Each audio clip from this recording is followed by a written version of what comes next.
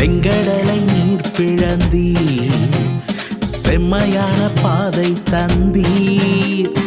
எரிகோவின் கோட்டைகளை யோசனையால் தகர்த்தீர். கோலியாத்தின் கோஷங்களை ஒரு நொடியில் வென்று விட்டீர். அந்த கோலியாத்தின் கோஷங்களை ஒரு நொடியில் வென்று விட்டீர்.